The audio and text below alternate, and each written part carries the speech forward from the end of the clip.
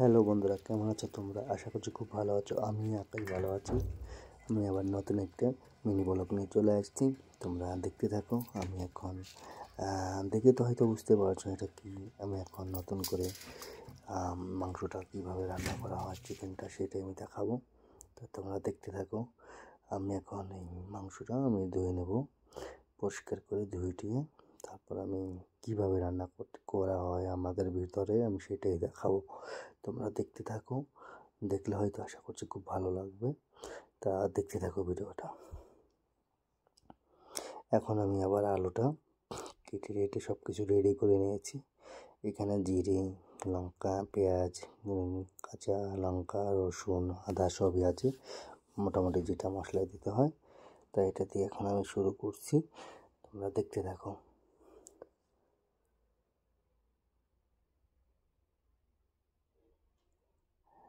এখন আমার এটা মশলা হয়ে যাওয়ার পর এখন আমি মশলাটা দিয়ে দিলাম মাংসতে। এখন কীভাবে মাংসটা মাখাইয়ে রাখতে হয় সবটাই দেখাবো আমি। দেখতে থাকো। মশলার পর সরষের তেল, হলুদ, সব কিছু, নুন টুন সবই দিয়ে দিচ্ছি। তোমরা দেখতে থাকো ভিডিওটা, আশা করছি খুব ভালো লাগবে।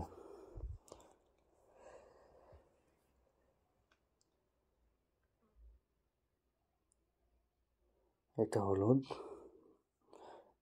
এখন সব কিছু দিয়ে কমপ্লিট। এখন মাখিয়ে নেব সুন্দর করে। দেখতে থাকো। মাখানো আমার হয়ে গেলে আমি মোটামুটি 20 মিনিটের মতো আমি ঢেকে রাখবো সুন্দর করে, যাতে ভিতরে মশলাটা ঢোকে। এই জন্য এখন আমার ঢাকি রাখছি এটা। এখন আমার কড়াইটাতে গরম হয়ে গেছে, আমি সরষের তেল ঢেলে দেবো। দেখতে থাকো। গরম হয়ে গেছে তেলটা। এখন কিছু জিরে টেরে সব কিছু সম্বারটা দিয়ে দেবো একটু। আলুটা ভেজে টেজে সব কিছু দিয়ে দেবো। দেখতে থাকো তোমরা, আশা করছি ভালো লাগবে।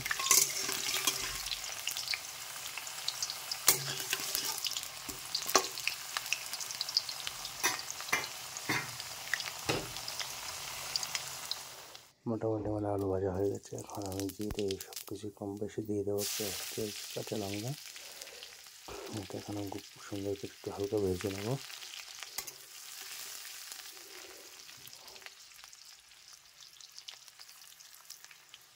আমার ভাজা হয়ে গেছে। এখন মাংসটা ঢেলে দেবো। চিকেন কষা বন্ধুরা খুব ভালো লাগে আমার। শুধু কষা হয়, জলটা না দিয়ে খুবই টেস্টি হয়। তাই তুমি কষাচ্ছি, দেখতে থাকো। অনেকটা কষানো হয়ে গেছে। কিছু সময় ঢেকে দেবো। এটা আমি আলুটা দিয়ে ঢেকে দেবো।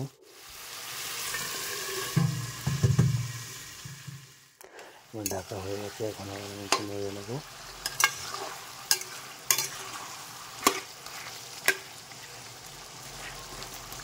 অনেকটা হাফ বয়েল হয়ে গেছে চিকেনটা। দেখতে থাকো। তোমাদের ভালো লাগলে লাইক সাবস্ক্রাইব করে দিও বন্ধুরা। আমার নতুন সুন্দর মেনু বলে তোমাদের সঙ্গে শেয়ার করবো। তোমরা ভিজিট করে দেবেন। তোমরা দেখতে থাকো ভিডিওটা। তোমাদের ভালোবাসা, তোমাদের সুন্দর ভিডিও বন্ধুরা। তোমরা দেখতে থাকো ভিডিওটা। আমার অনেকটা কষানো হয়ে গেছে। এখন আমি একটুখানি নামিয়ে নেব ভাতের সঙ্গে খাওয়ার জন্য। তারপর আমি হালকা করে গরম জল একটুখানি দিয়ে দেবো। পরে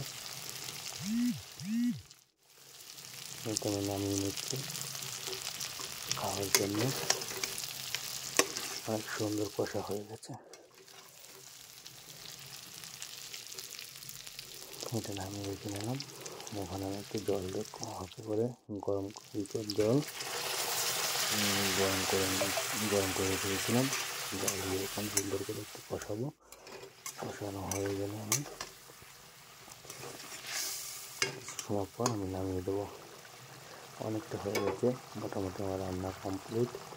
একটুখানি আছে, তো দেখে নেওয়া তোমরা। বাড়িতে এইভাবে কষা করবে মাংস, খুব সুন্দর লাগবে, তাই তো।